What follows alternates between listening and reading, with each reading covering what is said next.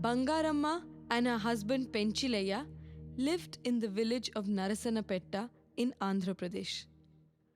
Normally, their home was a quiet, peaceful place. But today, the air was filled with excitement. I have been waiting for this day. Bangaramma said to Penchilayya. Finally, Goranna Garu has come to this village. I have heard him tell stories so often when I was a little girl. Now, at last, you can hear him too. Goranna Garu? Who is Goranna Garu? Penchilayya asked. Ayyo! You don't know anything. Goranna Garu is the finest storyteller this side of the Godavari river. When he tells stories, it is as though he is reciting poetry. It is as though he is playing God's own music. Said Penchilayya. Like a cow calling her calf. Like women working in rice fields, huh? He said. Oh, you don't know anything. Bangaramma said. You better attend Goranna Garu's Harikatha. Maybe then you will understand what I'm saying.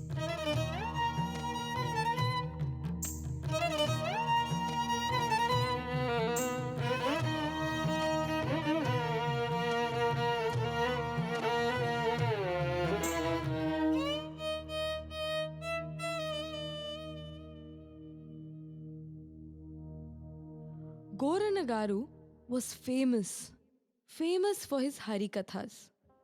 He told stories of the gods. For the next 10 nights in Narasanapetta, he was going to tell the story of the Ramayana. He had arrived just that morning and was staying in the village headman's house.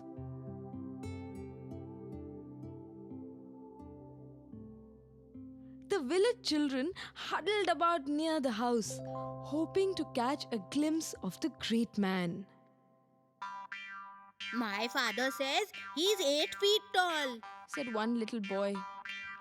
My mother says his face is like Chandanum Bommalu, a red sandalwood doll.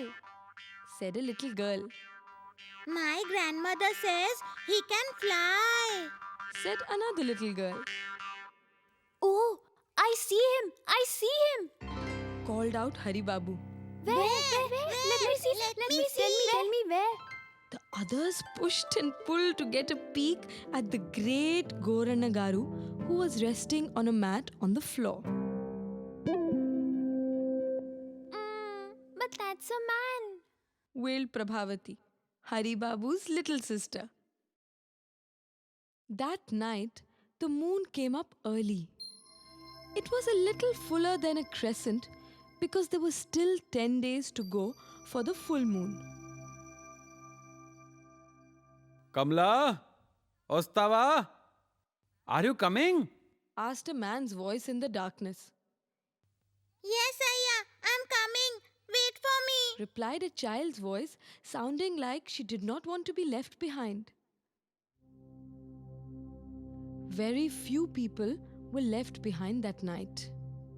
Children and adults quickly gobbled up their meal and hurried in the direction of Banyan. Everyone except Penchilayya. I work hard, Narasaya. Penchilayya told his friend. I need 8 hours of sleep. But my wife, she won't let me be. She says I must go to Goranna Garu's Harikatha. What am I to do?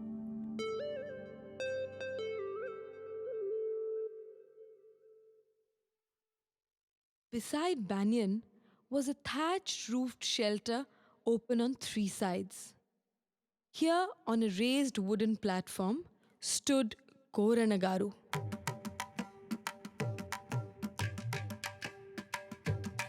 Two large lamps burnt on either side of him. His eyes shone in the lamplight, and his face glowed.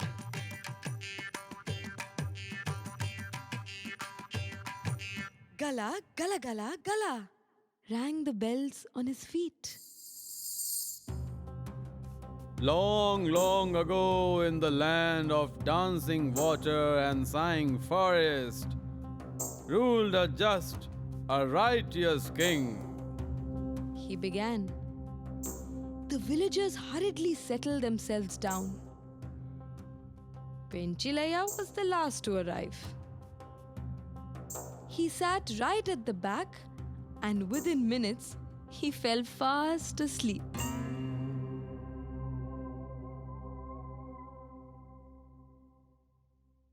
At the end of the night story, everybody got a laddu to eat. Sweet and full of raisins. Penchilaya too, although he had to be shaken awake for it. When he got home only half awake, Bangaramma asked him, So, how was the Harikatha? How was the Harikatha?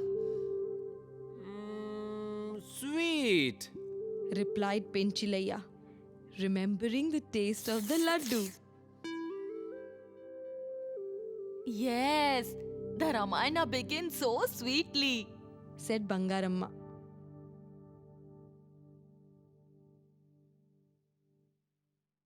Must I go to the Harikatha tonight? Penchilaya asked his wife the following day. Of course you must. She said, But I don't understand anything. complained Penchilaya. Bangaramma would not listen to any excuse. You have to go. She said. So off Penchilaya went that night, dragging his feet. Once again he sat at the back. I might as well make myself comfortable, he said to himself. He stretched out his feet and leaned back on his hands. In a few minutes, he was asleep.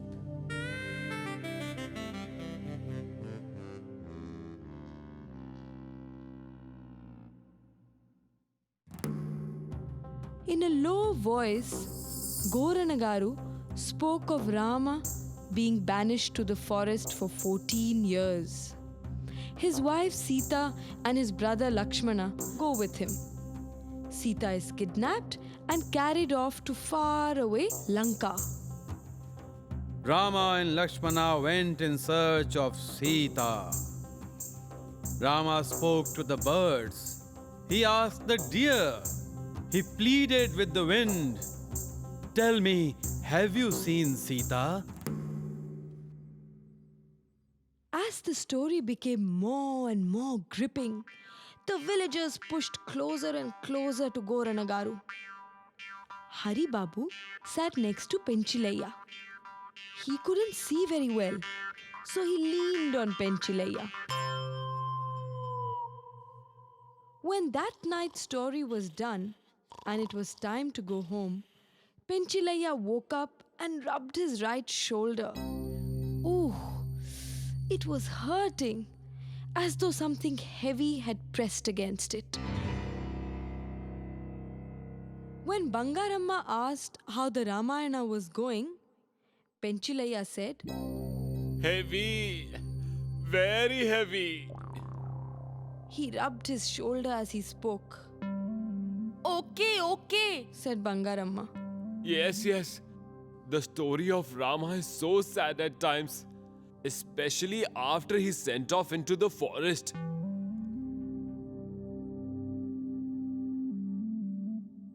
On the third night of the Ramayana, Penchilaya did not even pretend to sit up. He simply lay down, his head on his arm.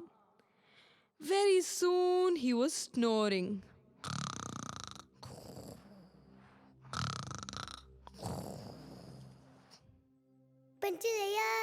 Panchilaya, come listen to the Ramayana.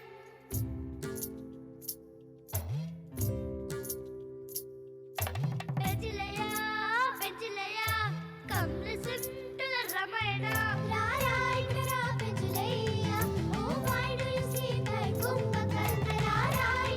Panchilaya, oh why do you sleep like Kumbhakarna? Panchilaya, come listen.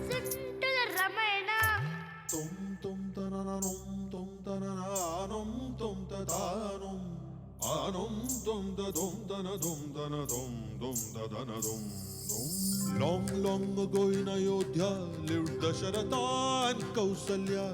To them was born Sri Rama, Rama Rama, Jaya Rama. Oh, long, long ago in Ayodhya lived Dasharatha and Kausalya. To them was born Sri Rama, Rama Rama, Jaya Rama. Ravana took away Sita, Rama told Hanumanta to go to Lanka, make Lanka and give his ring to Sitamma. Penjilaya, come listen to the Ramayana. Oh, why do you sing like Kumbhakarna? Oh, why do you sing like Kumbhakarna? Penjilaya, come listen to the Ramayana. Penjilaya, come listen to the Ramayana. When Goranagaru finished, everybody got up and went home. Only Penchilaya continued to sleep and snore, his mouth wide open.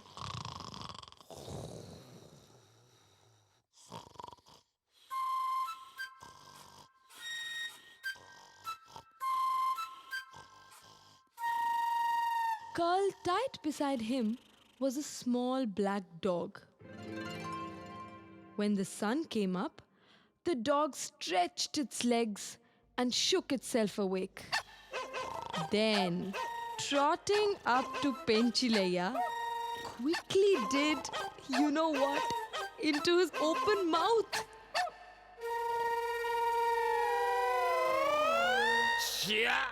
Penchilaya spat out and rubbed his eyes. He cleared his throat so loudly that the dog raced away, yelping in fright. Penchilaya got up and ran home to wash his mouth. Ugh, it tasted so terrible. When Bangaramma asked how the third night of the Ramayana was, Penchilaya said, Awful. It was so salty. Ah. Salty? What do you mean salty? she asked. Well, I don't know. Salty. See, that's all.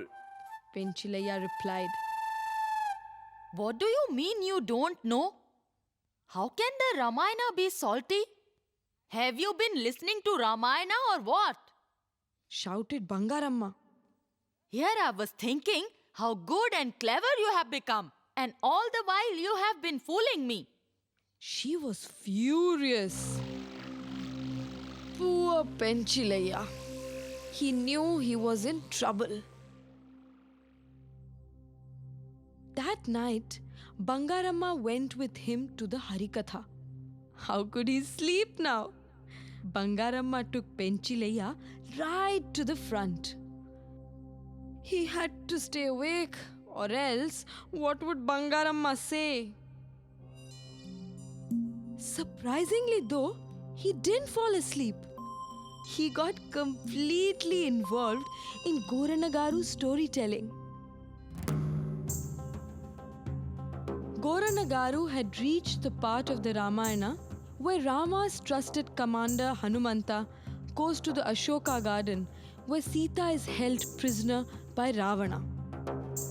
He is there to tell her that Rama is on his way to rescue her. He carries Rama's ring to prove that he is indeed Rama's messenger. Hanumantudu hid in a tree. Sita sat at the foot of the tree. Said Goranagaru. Hanumantudu looked at the ring in his hand. Lord Rama's ring. He looked down at Sita, who sat surrounded by women. They were guarding her. He thought about how he would reach the ring to Sita. I will wait until she is alone, and then I'll drop it. Like this. The ring slipped from his fingers. There was absolute silence. No one moved. Hanumantudu dropped the ring. Exclaimed Goranagaru. He swayed and clapped and stamped his feet. The bells rang out loudly. What will Hanumantudu do? Suddenly there was a cry. Don't worry, Hanumanta. I'm here. Heads turned and voices whispered. Who had spoken? It was Penchilayya. Hanumanta, Hanumanta. Called Penchilayya, leaping towards Goranagaru. He pulled off a ring from his own finger and held it out. Go. He said, Go give it to Sita Amma. Goranagaru took the ring. And so, Hanumantudu gave the ring to Sita. He said as he continued the story. Penchilayya, oh Penchilayya, Penchilayya, Penchilayya. The people called out in hushed wonder. They were so wrapped up in the magic of the Ramayana, it did not matter that Goranagaru was only telling them a story. Did you see how Penchilayya jumped up? The villagers said to each other as they went home that night. Oh, he's a holy one. Yes. Oh, that one. Oh, yes, he's a holy one. They murmured. From that day on, Penchilayya attended every single Harikatha in Narasanapetta. And Bangaramma was a very happy woman.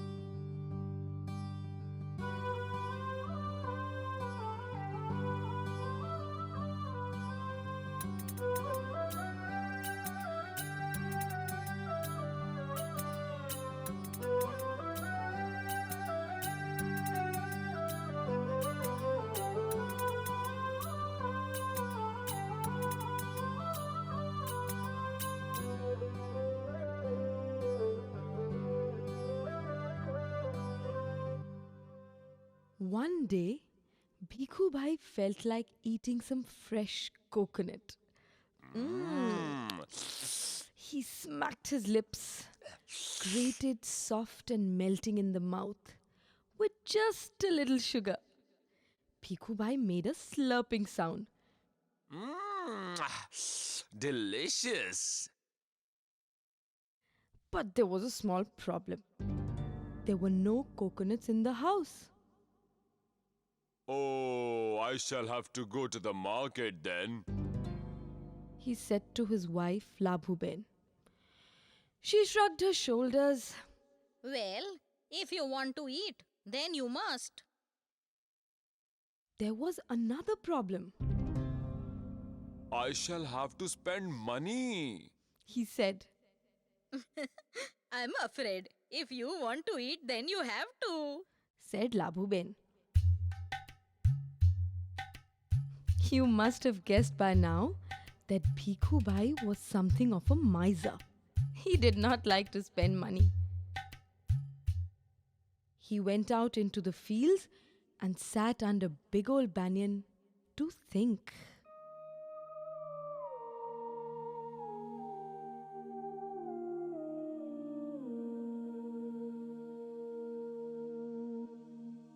What shall I do? What shall I do? He thought. Bhikhu Bhai's mouth watered so much at the thought of fresh coconut that he went back into the house and said to Labhuben, Let me at least go to the market and check out the price of coconuts. He put on his shoes, picked up his walking stick and set off.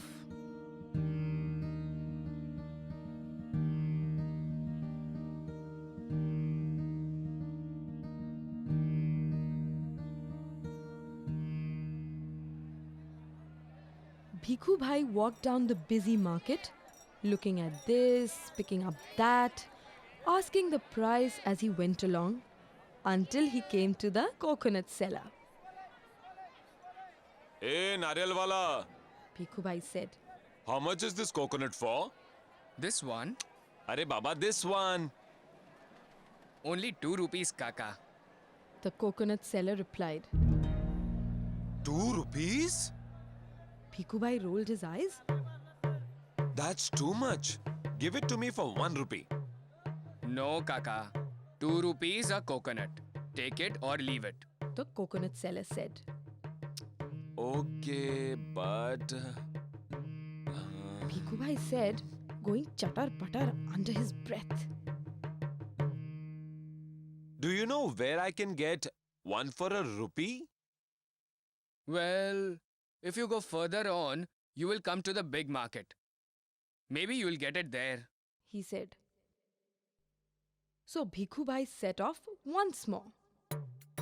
I might as well go there. He said to himself. Not only will I take a walk, I will also save a rupee. He grunted with pleasure and tapped his stick cheerfully.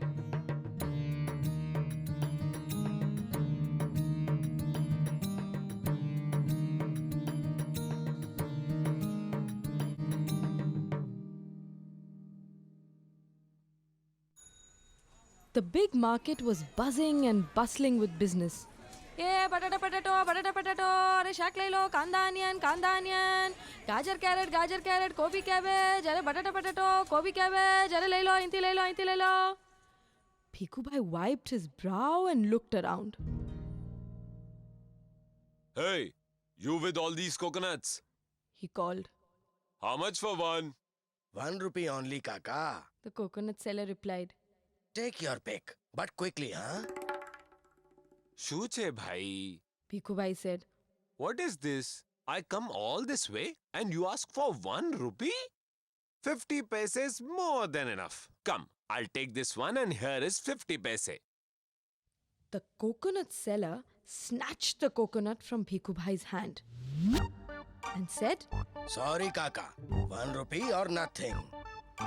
Then he saw the look on Bhikhu Bhai's face and added. Go to the harbour. You might get it for 50 paise there. 50 paise is 50 paise after all. Bhikhu Bhai said to himself as he leaned on his stick. In any case, my legs still feel strong. Might as well go to the harbour.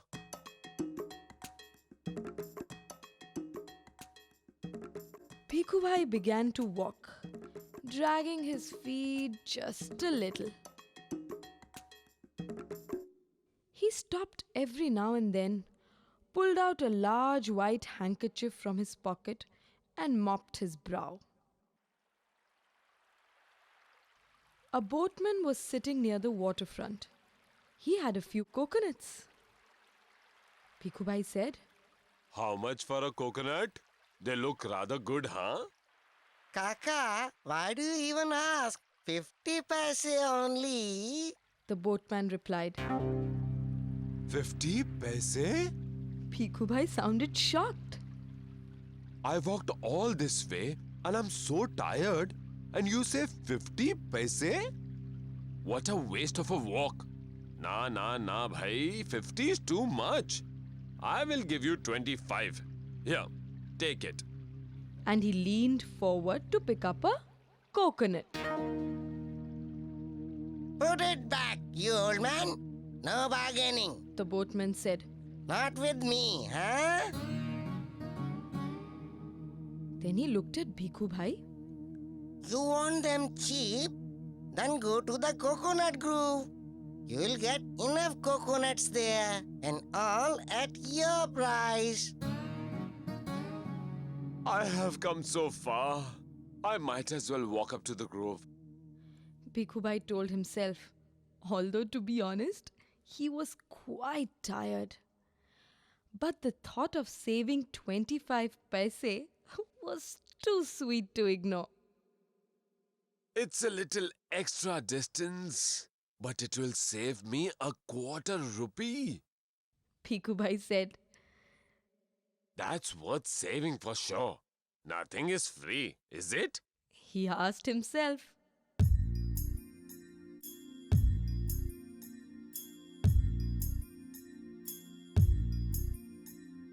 Bhikkhu Bhai, he walked in the midday sun.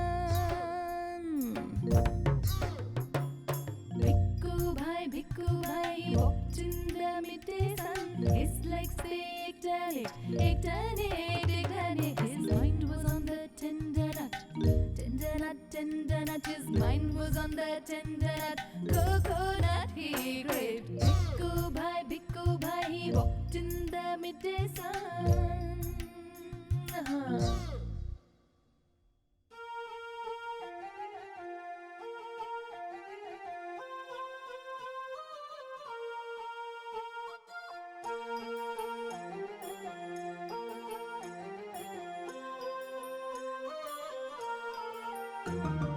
Bhikkhu Bhai wanted to buy two for the price of one. Ore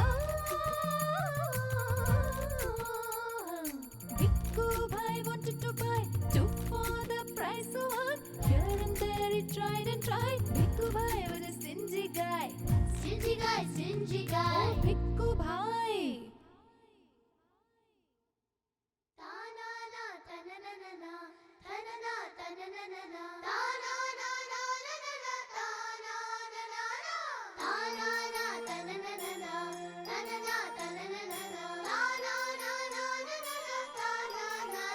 Even two for the price of one seemed to be a princely sum.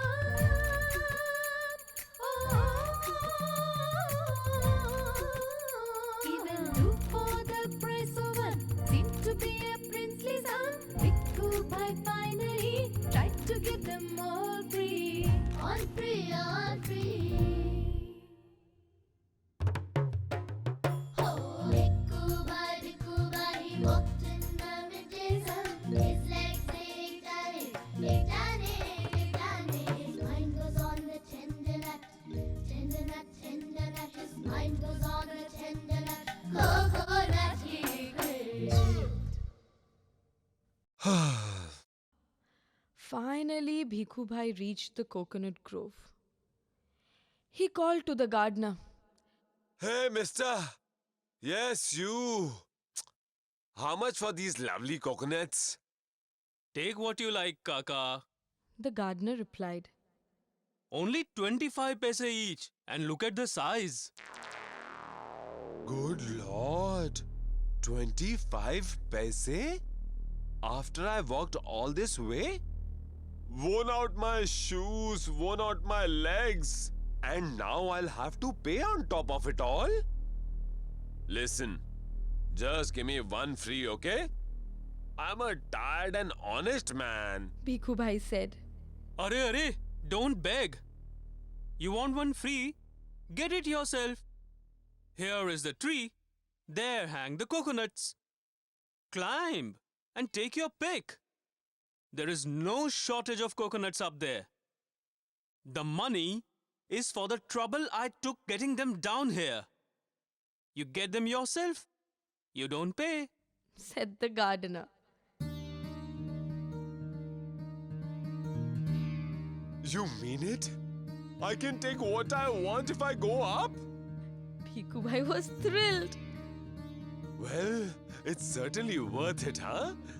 And he rolled up his pajamas, rolled up his sleeves, and started to climb the coconut tree.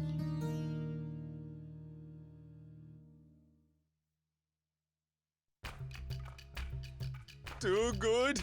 Really, really too good. Bhikkhu Bhai thought as he climbed up the tall tree. What luck. Take as many as I can and pay nothing. Too good to be true. Bhikkhu Bhai reached the top. He settled his bottom in a crook between the trunk and the branch and stretched out to reach for the biggest fruit. Zip! His foot slipped. Bhikkhu Bhai clung to the fruit, hanging on for dear life as his legs dangled in the air. Oh, what shall I do? What shall I do? Bhikkhu Bhai wailed as he swayed in the breeze. He looked down at the gardener. Hey bhai, help me, please help me. He called. That is not my job, Kaka. Gardener replied. I told you to help yourself to coconuts. Now it's between you and the coconuts. No buy, no sell, no money, and no help. All free.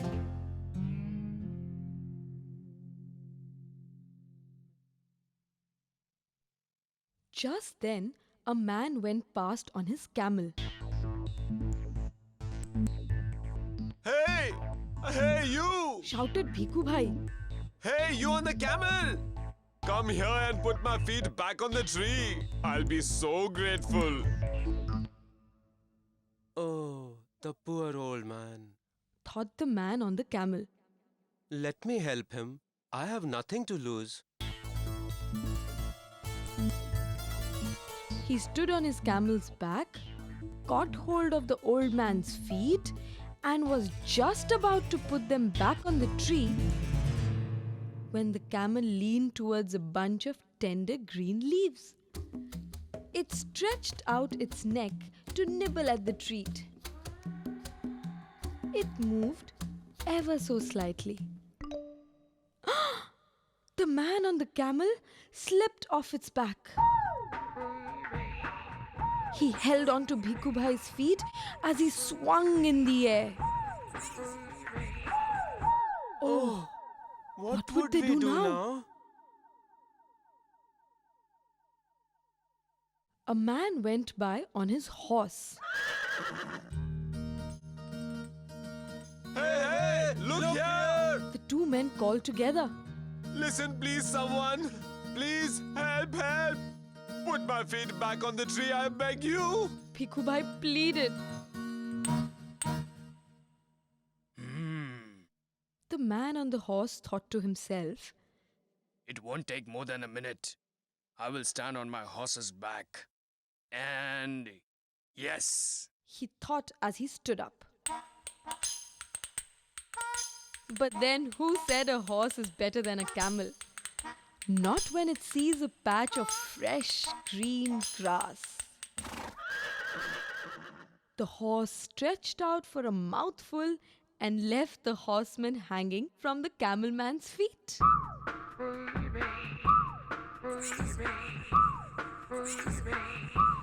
1, 2, and now 3. All hanging from the coconut tree.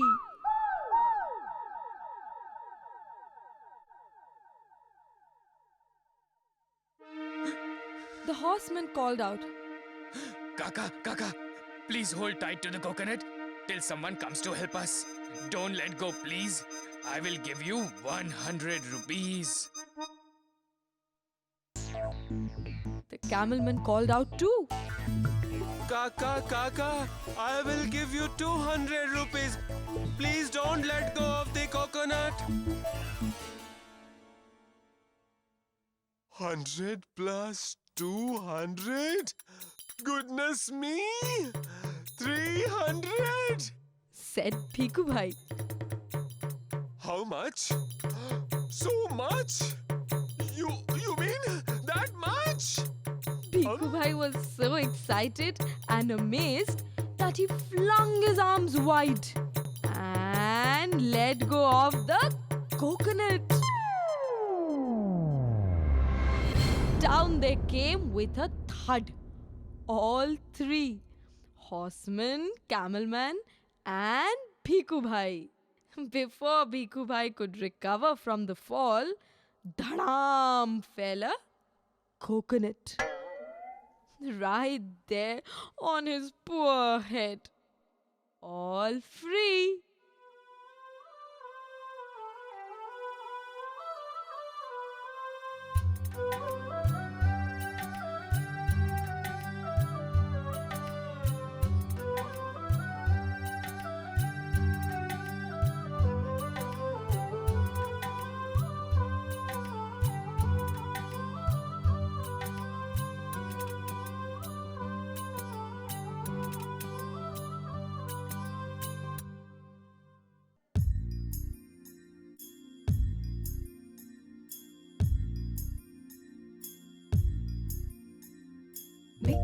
Bhikkhu Bhai, he walked in the midday sun.